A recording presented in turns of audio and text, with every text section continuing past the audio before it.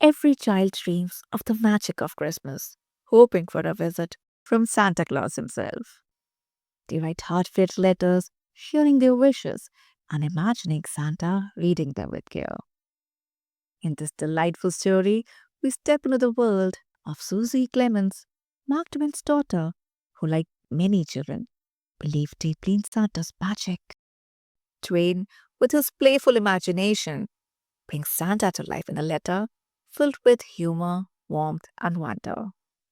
So, let's discover what Santa wrote to Susy Clemens in this delightful tale. My dear Susy Clemens, I have received and read all the letters which you and your little sister have written me. I can read your and your baby sister's jacked and fantastic marks without any trouble at all. But I had trouble with those letters which you dictated to your mother and the nurses. For I am a foreigner and cannot read English writing well. You will find that I made no mistakes about the things which you and the baby ordered in your own letters. I went down your chimney at midnight when you were asleep and delivered them all myself and kissed both of you too.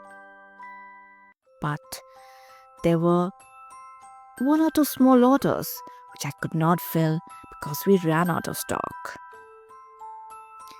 There was a word or two in your mama's letter which I took to be a trunk full of doll's clothes. Is that it? I will call at your kitchen door about 9 o'clock this morning to inquire. But I must not see anybody and I must not speak to anybody but you. When the kitchen doorbell rings, George must be blindfolded and sent to the door. You must tell George he must walk on tiptoe and not speak. Then you must go up to the nursery and stand on a chair or the nurse's bed and put your ear to the speaking tube that leads down to the kitchen.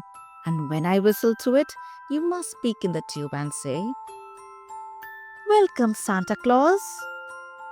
Then I will ask whether it was a trunk you ordered or not. If you say it was, I shall ask you what color you want the trunk to be. And then you must tell me every single thing in detail which you want the trunk to contain.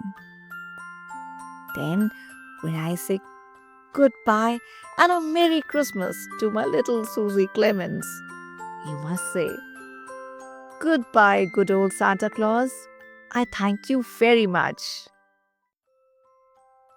Then you must go down into the library and make George close all the doors that open into the main hall, and everybody must keep still for a little while. I will go to the moon and get those things, and in a few minutes I will come down the chimney that belongs to the fireplace that is in the hall. And if it's a trunk you want, because I couldn't get such a thing as a trunk down the nursery chimney, you know. If I should leave any snow in the hall, you must tell George to sweep it to the fireplace, for I haven't time to do such things. George must not use a broom, but a rag. If my boot should leave a stain on the marble, George must not wholly stone it away. Leave it there always, in memory of my visit. And whenever you look at it or show it to anybody, you must let it remind you to be a good little girl. Whenever you are naughty and someone points to that mark which our good old Santa Claus's boot made on the marble, what will you say, little sweetheart? Goodbye for a few minutes till I come down to the world and ring the kitchen doorbell. Your loving Santa Claus, whom people sometimes call the Man in the Moon. I hope you enjoyed today's story, a heartwarming tale that reminds us of the joy, hope, and innocence that make Christmas truly magical. Wishing you all a Merry Christmas and a wonderful holiday season. Take care and goodbye.